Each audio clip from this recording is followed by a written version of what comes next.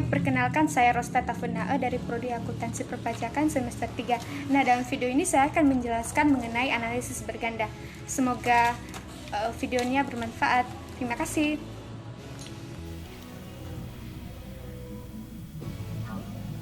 Baik, kembali lagi dengan saya. Pertama kita buka aplikasi SPSS. Nah, aplikasinya sedang login.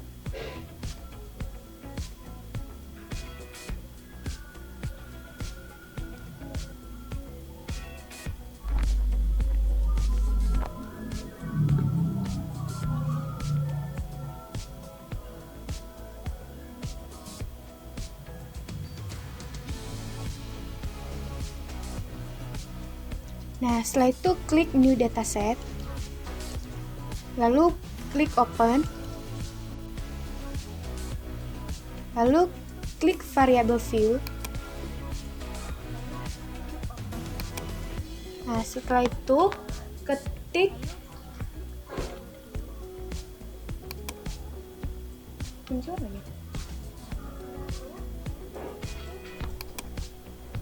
penjualan,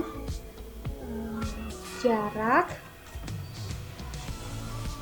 upah, dan biaya produksi.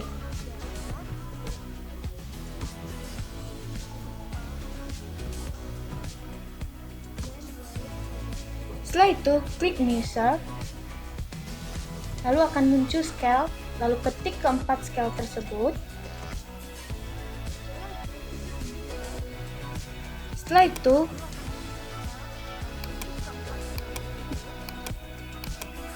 masukkan data view.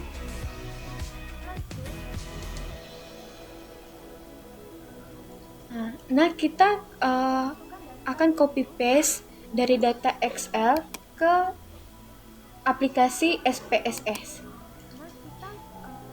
Nah, ini datanya sudah muncul di layar kita. Lalu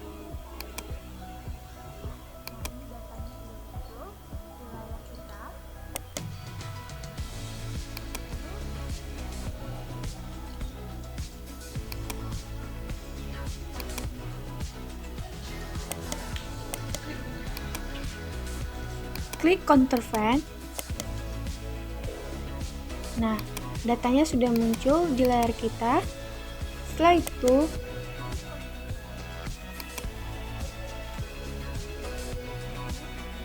pilih Analyze, lalu Regression.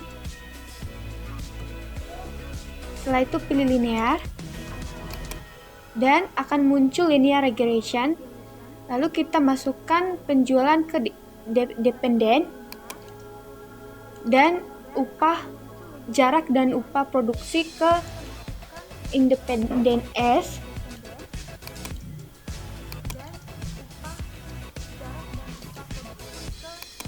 Lalu klik statistik,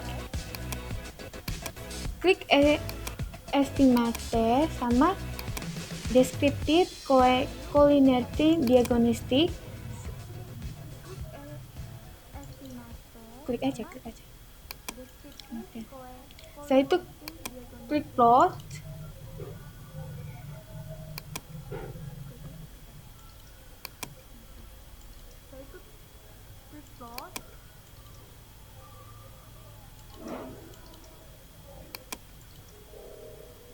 Lalu option.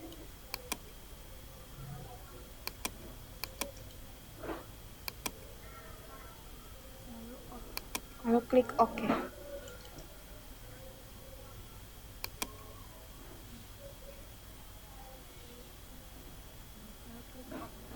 Maka akan muncul data outputnya lagi beroperasi. Nah, ini contoh data outputnya. Lalu yang langkah kedua, kita melakukan uji asumsi klasik. Nah, uji asumsi klasik ini terdiri dari 4, yaitu uji normalitas, uji multikollinearitas, uji heterokoredisitas, dan uji autokolerasi. Nah, pertama-tama kita membahas mengenai uji normalitas. Uji normalitas ini terdiri dari indikator pembelian, yaitu grafik normal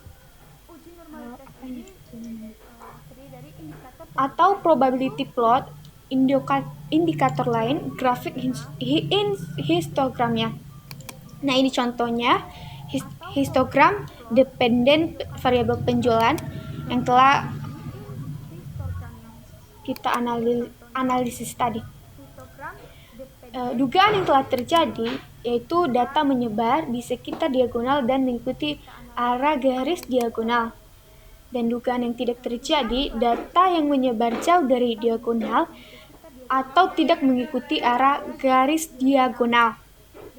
Nah, kedua yaitu uji multikolinearitas, yaitu indikator pembeliannya pertama yaitu nilai toleransi, yang kedua nilai VIV.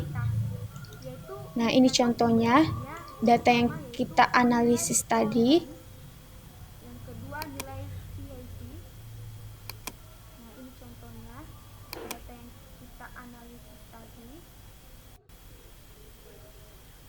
Nah, nilai volumenya ini lebih kecil dari 0,10 dan lebih besar dari 10,00. Nah, nilai toleransi ini lebih besar dari 0,10 dan lebih kecil dari 10,10. Nah, kita masuk pada uji heterokoredisitas. Nah, scatter plot atau indikator lain yaitu uji Parr, uji Glaser, dan uji White. Nah, dugaan yang telah terjadi yang telah kita analisis tadi yaitu jika pada star plot ada pola tertentu seperti titik-titik yang ada membentuk plating tertentu yang telah teratur. Nah, dugaan yang tidak terjadi jika pada star plot tidak ada pola yang jelas serta nilai titik menyebar di atas atau di bawah angka 0 pada sumbu Y. Nah, ini contoh data yang telah kita analisis tadi. Teman-teman bisa melihatnya pada layar kita. Nah, yang terakhir yaitu uji autoklarasi. Uji autoklarasi ini yaitu nilai Durbin Watson atau DW test. Nah, dugaan yang telah terjadi yaitu jika nilai Durbin Watson atau DW tidak berada di antara 2 sampai dengan 4 Du. Nah, dugaan yang tidak terjadi ada nilai Durbin Watson atau DW berada di antara 2 sampai dengan 4 Du. Nah, ini data yang telah kita analisis. Teman-teman bisa melihatnya di layar kita.